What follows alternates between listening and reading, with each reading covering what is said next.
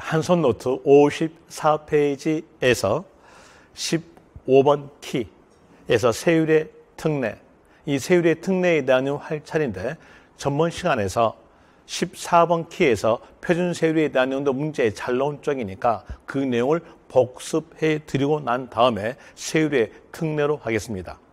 자, 복습에 대한 이로서 취득세, 표준세율, 탄력세율에 대한 내용은 지방세 공통적 내용이에요. 공통적 내용으로서 탄력세율에 대한 내용은 지방세에서 다 있는데 범위에 대한 내용은 표준세율의 50% 범위에서 가감 조정할 수 있다. 더했다가 뺐다 할 수 있다. 어디에서? 표준세율에서. 그리고 탄력세율에 대한 내용은 해당된 연도, 당해 연도만 적용된다. 만약에 여기에서 몇 년간 계속 적용된다. 이 말이 너무 그건 틀리다는 거, 그 내용 아시고요. 그리고 취득세, 표준세율에 대한 이로서 이렇게라도 외워뒀죠. 1000분의 20을 머리에 먼저 기억해 두고 그리고 농지와 농지 이외에는 상속과 유상에 쓰는데 그 내용으로서 외울 때 이렇게 외웠죠. 38장땡이다. 3 하면 상자가 약간 먹이니까 상속부터 시작. 상속 농지는 3, 1000분의 23. 상속 농지 이외에는 8, 1000분의 28. 유상 농지는 10. 장에다가 더하니까 1000분의 30. 유상 농지 이외에는 땡이니까 더블 1000분의 20 더하기 1000분의 20으로서 1000분의 40 이렇게 나오게 되고요. 그리고 원시 취득, 원시 취득이 보존이죠.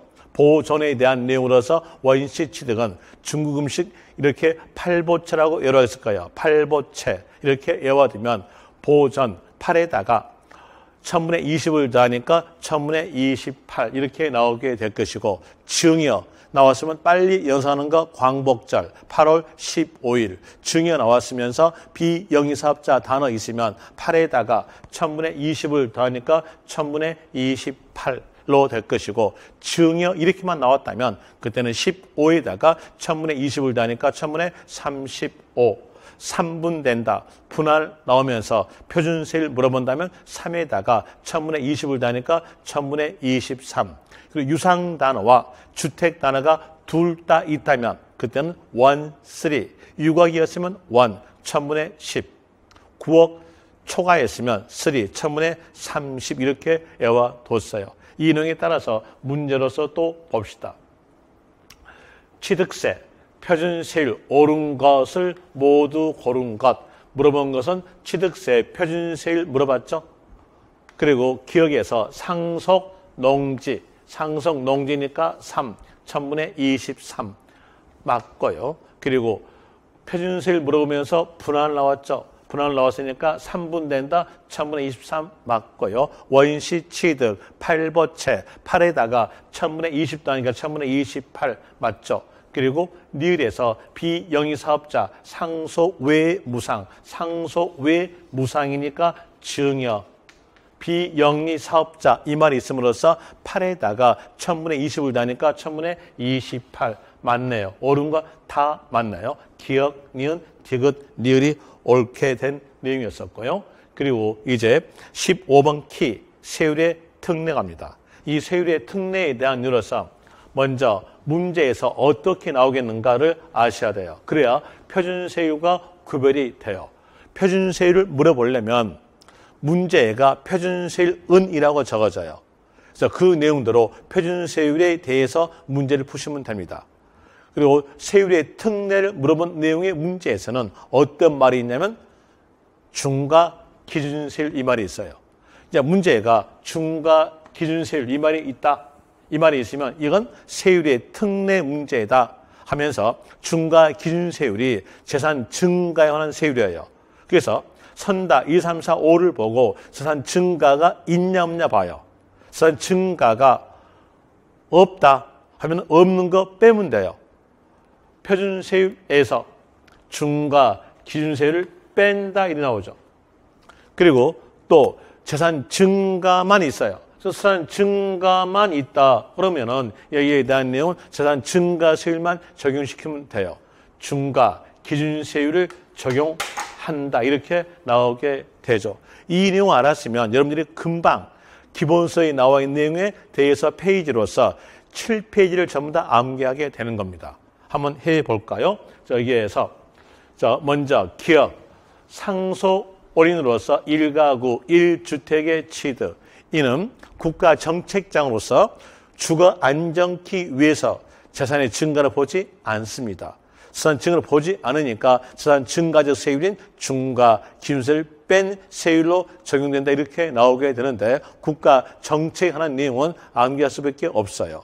외우셔야 되는데 이에 대한 외울 때 상속이니까 상가집 가는 거 연상하시면 돼요. 그러면서 상주는 한 사람이다 라는 의미로서 상일주로 외우시면 됩니다. 상일주 이렇게 나왔다면 중과 기준세를 뺀다 이렇게 하시면 될 것이고, 그리고 니은에서 상속으로서 취득세에 감면되는 농지, 여기서 취득세에 감면되는 농지에 대한 내용은 자경농지를 의미하고 있는 겁니다. 자경농지의 의미니까 농업정책을 육성하기 위해서 국가 정책상으로서 재산 증가를 보지 않는 경우예요. 여기에 대한 내용도 재산 증가를 보지 않기 때문에 중과 기준세를 뺀다 이렇게 나오게 되는데 이 내용은 국가 정책이니까 암기할 수밖에 없어요. 그리고 시험에서는 자경농지란 말은 주어지지 않고 지방세법 내용, 법적 내용 그대로 주어지니까 상속 올인으로서 취득세 감면되는 농지로 주어져요. 여기에 대한 내용도 이렇게라도 외우시면 돼요.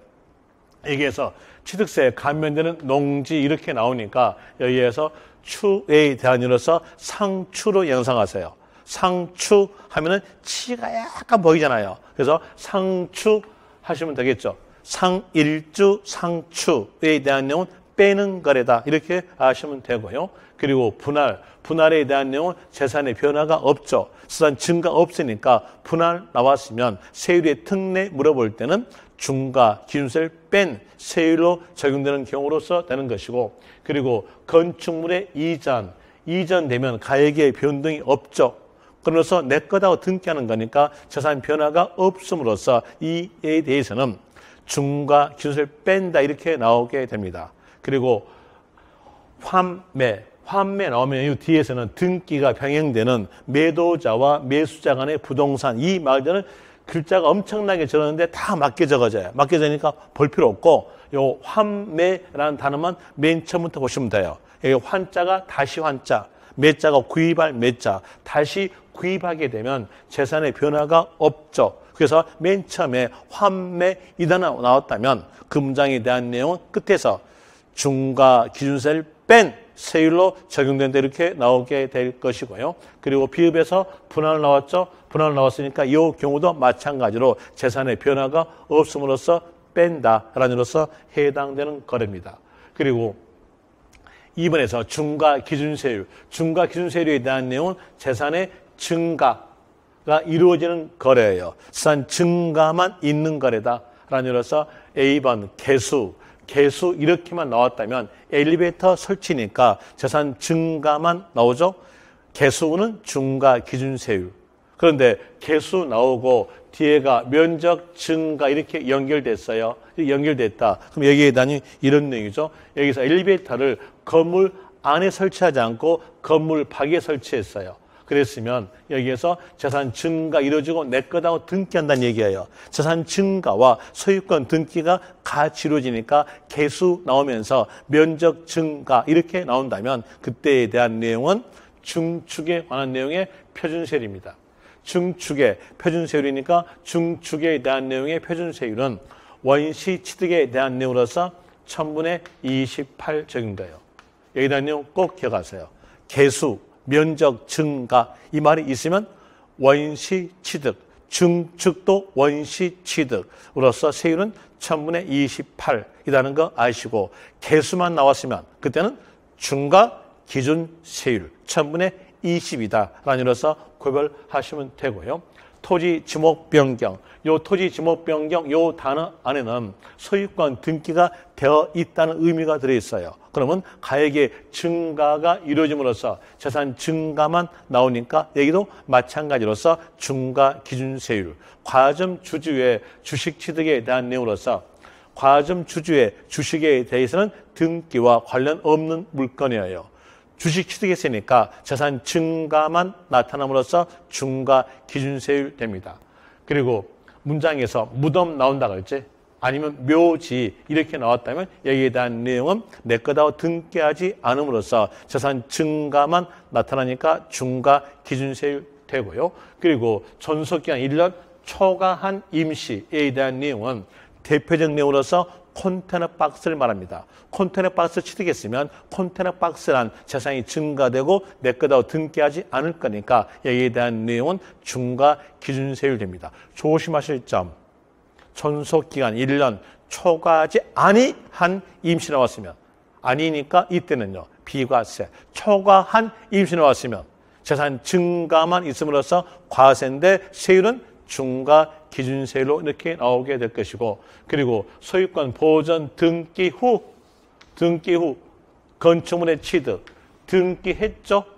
그리고 건축물 취득됨으로써 재산 증가만 나오니까 여기에 대한 내용은 중과 기준세율이 적용되는데 여기에 따라서 문제 볼 때에 1번 취득세 계산할 때 중과 기준세율만 자 중과 기준세율만 자 여기서 중과 기준세율 나왔으니까 세율의 특례 문제라는 걸 알 수 있겠죠. 그리고 자세히 보니까 만자 있어요. 그럼 이건 재산 증가만 있는 경우를 모두 묶으세요라는 문제죠. 그러면서 개수, 자 개수 이렇게만 나왔다면 중과 기준세율 되겠는데 뒤에서 면적 증가가 연결되네요. 면적 증가 나왔으니까 이건 뭘로 증축으로서 원시 취득에 대한 표준세율 1000분의 28. 그러면 1000분의 20 아니니까 답 안 되겠죠. 그리고 토지 지목을 변경함으로써 가액의 증가, 가액 증가됐으니까 재산 증가만 넣음으로써 세율은 중과 기준세율로서 1000분의 20. 답 되겠죠? 그리고 설립 후에요. 조심하세요. 설립 시 아니에요. 설립 시 그러면 그때는 과세하지 않는다. 설립 후 과점 주주가 되었죠. 과점 주주에 대한 주식 취득에 대해서 이때는 중과 기준세율로서 해당되는 거고 그리고 상속 농지 취득 상속 농지니까 이때에는 1000분의 23 1000분의 20 아니죠. 답이 아니겠네요. 그럼 답에 대한 내용으로서는 이은 디귿으로서 2개 될 것이고요.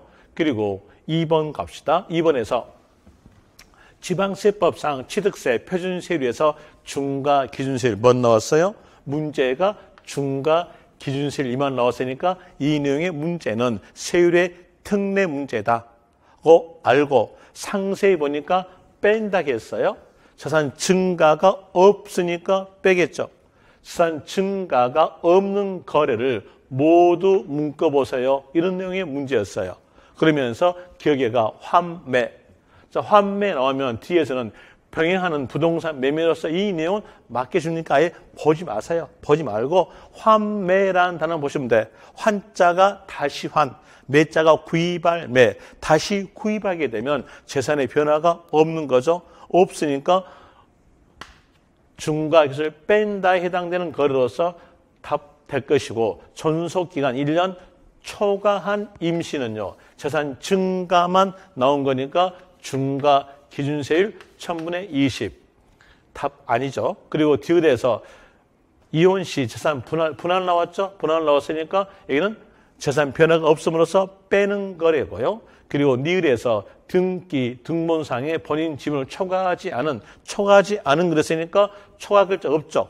없고 분할 나왔으니까 이때도 마찬가지로서 재산 증가가 없는 거래로서 재산 변화 없는 거래로서 이때는 없는 거 빼겠죠. 중과 기준을 뺀다에 해당되는 거래로서 기억과 디귿, 니을로서 답 되겠네요. 그리고 3번에 대한 내용으로서 보니까 환매 나왔죠? 환매 나왔으니까 환자가 다시 환, 매자가 구입할 매, 다시 구입함으로써 재산의 변화가 없기 때문에 없는 거 빼야죠.